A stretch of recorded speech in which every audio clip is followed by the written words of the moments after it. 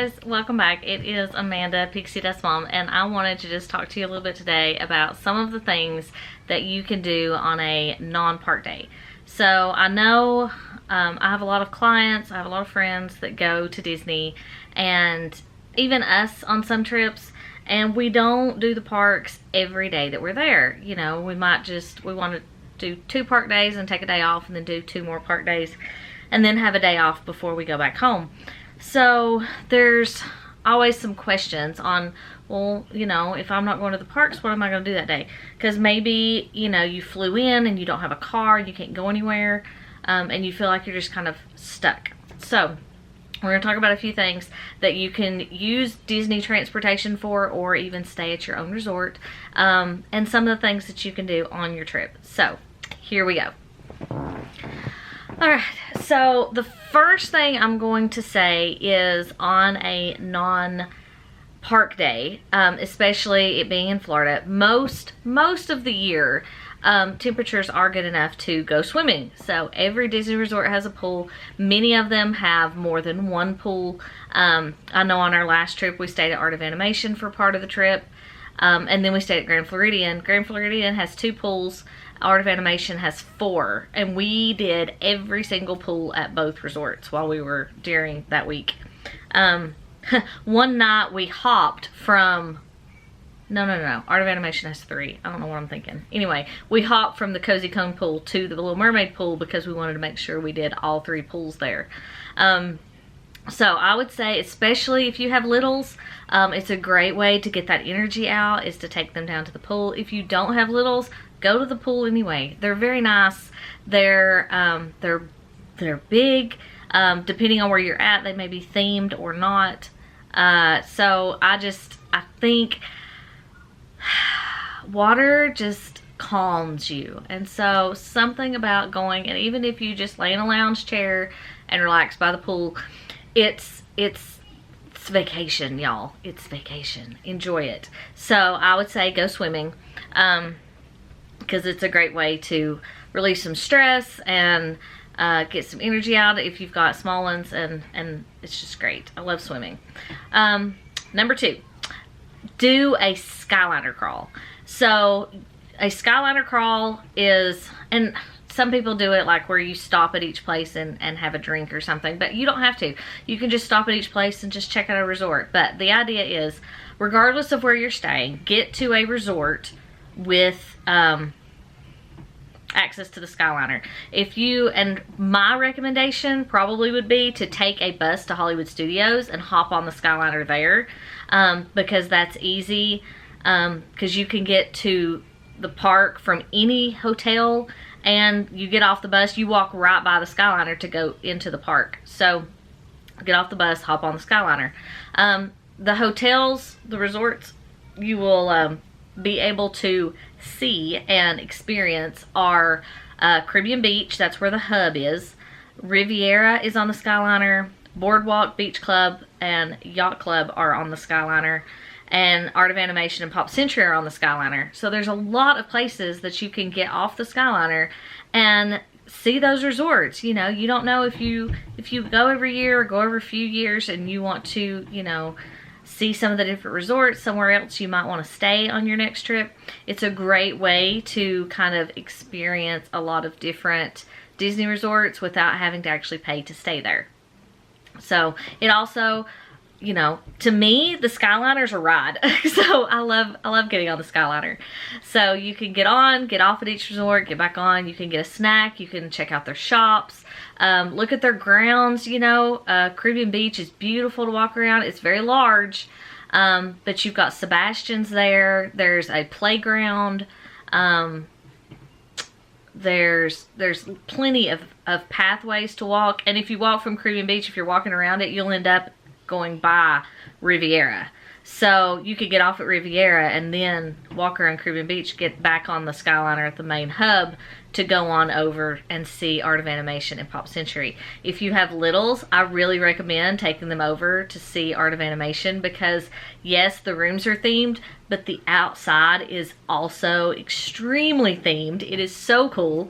So I would say go over there and just walk around and let your littles see all those big characters. The Cars section is awesome. The Nemo section's great, and there's a playground, even if you're not staying there, that your littles can get on and play on. The Lion King area is great. You've got all those characters. You go around, you see big Ursula and Ariel and King Triton.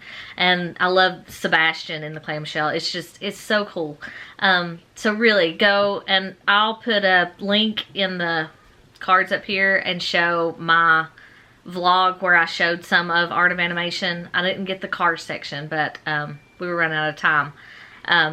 But you can see some of the other stuff if you are interested in that. So on another note, besides the Skyliner crawl, on the other end you could do the monorail crawl.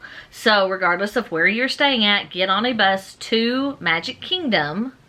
When you get off the bus, you'll have to go through security, but you don't have to go through the gate to go into Magic Kingdom. You just cut over and get on the resort monorail, not the express monorail, because that just takes you to the Transportation and Ticket Center.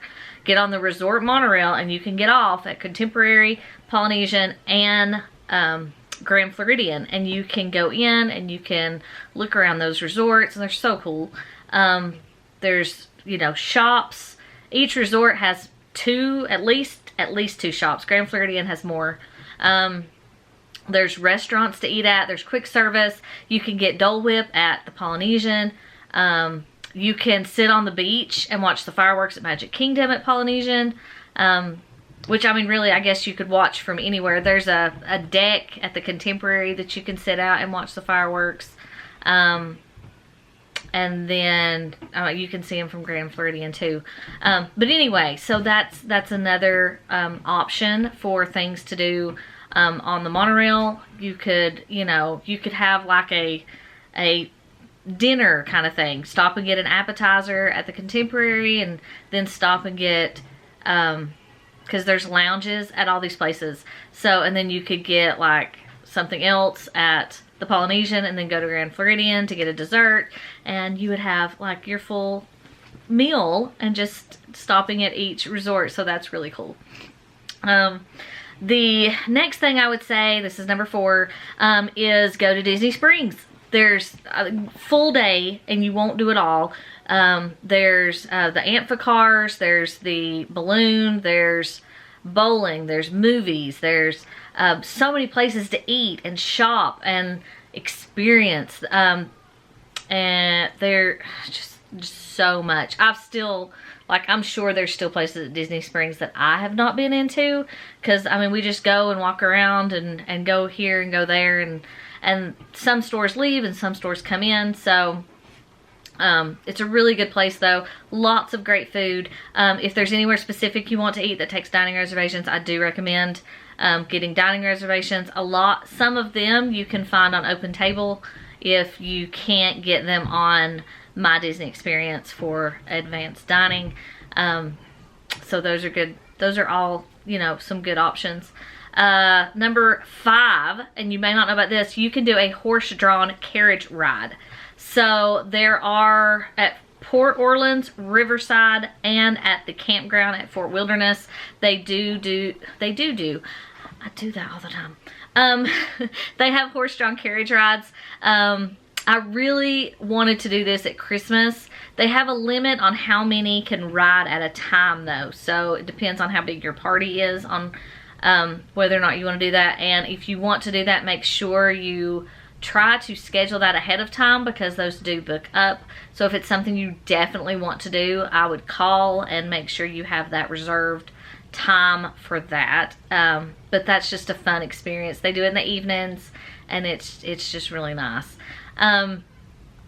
So the number 6, and this one we're doing on the next trip, because I've not done it yet, and I'm crazy that I haven't. So we're doing this on the next trip. Chippendale's Campfire Sing-Along. Chippendale's Campfire Sing-Along, it is at the campground at Fort Wilderness. So Chippendale are there at the sing-along, and they also have marshmallows to roast.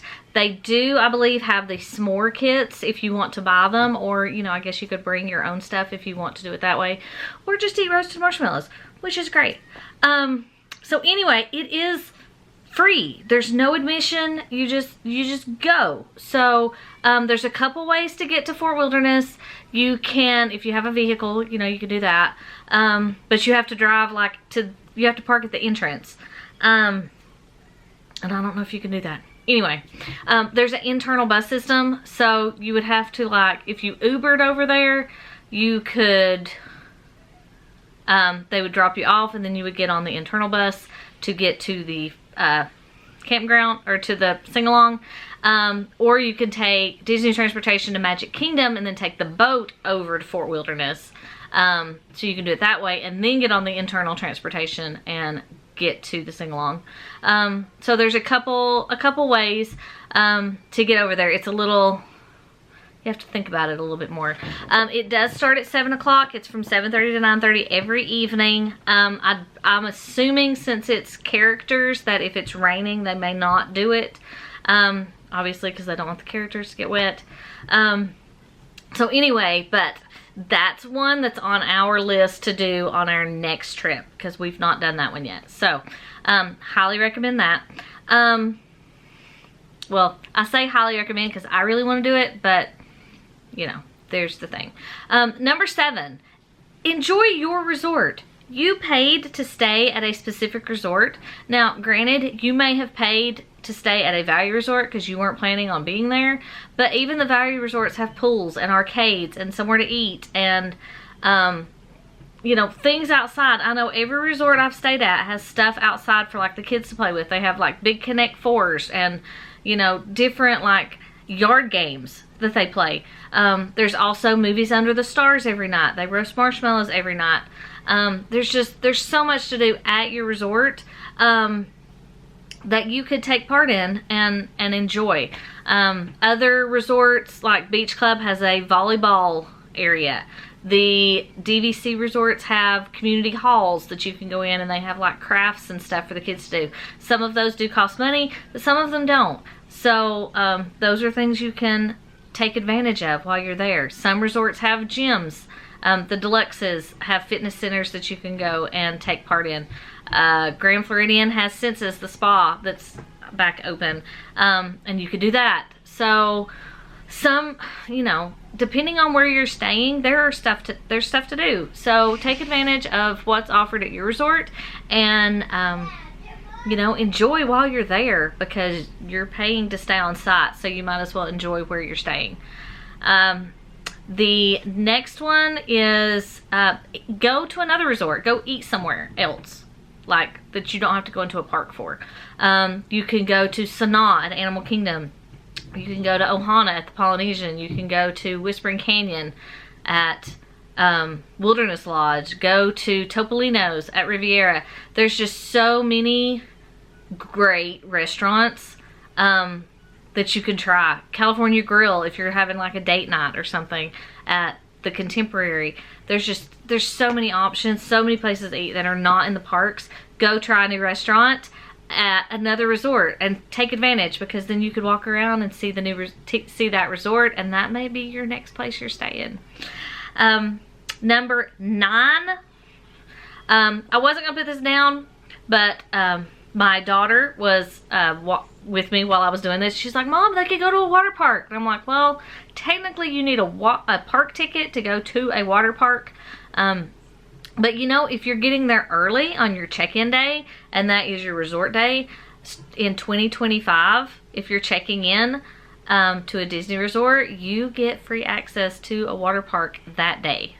and you don't need a ticket. So if your first day there is your resort day, then hop over to Typhoon Lagoon or Blizzard Beach, whichever one's open during your stay, and spend the day there because it's included in your stay in 2025. So if you're wanting to go in 2025, my link for my free quote and everything is in the description box. My services are completely free if you book with me, and I'll help you with all of this stuff that, you know, the options that you have.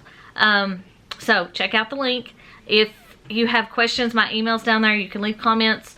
I'm good. I try to respond as quickly as I can. I keep everything on my phone, and so, you know, if I get a comment or something, then I try to message back immediately. If you email me or something, it'll probably be within a couple hours that I'll get back to you.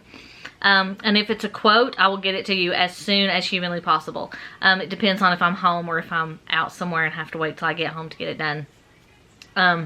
But anyway, I'm there for you guys because I absolutely love helping people plan their Disney trips. It's like my favorite thing in the world. So number 10 is to go to the boardwalk. So the boardwalk resort, there's a boardwalk inn, which is the resort, and then there's boardwalk villas, which is the DVC side. So you can go to the boardwalk.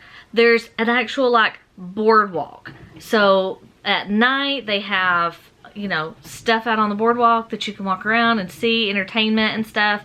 There's a new corn dog place there. There's a pizza window. There's the stores that are there. There's a couple restaurants. There's Jelly Rolls. There's Atlantic Dance Hall. But anyway, so there's lots of stuff to do on the boardwalk, so it's really good in the evenings. It's quieter during the day. There's not a lot of stuff going on, but if you're, you know, looking for something to do in the evening, go to the boardwalk, and you don't need a park ticket. And if you're not staying to where you can like Skyliner or whatever, you can again bus to Hollywood Studios, and you can walk there, or you can take the Skyliner, or you can take a boat. So lots of options. It's pretty easy to get to boardwalk. And then I have a number 11, a bonus, is choose another resort to check out, which I've kind of talked about that with like eating somewhere else. But, so I wanted to stay at Art of Animation. So my trip last fall, we, you know, got over to Art of Animation to walk around and look at everything. So that really made me want to bring the kids back and see it because I was just there for a weekend. But anyway, so go to Animal Kingdom Lodge, and just to see the animals. You can do that without like having a stay there. Go to Wilderness Lodge and eat at Geyser Point. Go to the Polynesian and get Dole Whip and eat at Ohana and watch the fireworks that evening. Go to Art of Animation to go see all of the great theming. There's so much to do if you're not there staying at a park, you know, going to a park. There's a lot of other stuff to do on property. Outside of the parks. It's like a whole nother park outside the parks. It's kind of crazy. But anyway, so I hope this helped. If you have any questions, leave them in the comments, email me, do all the things. So I'll talk to you guys soon.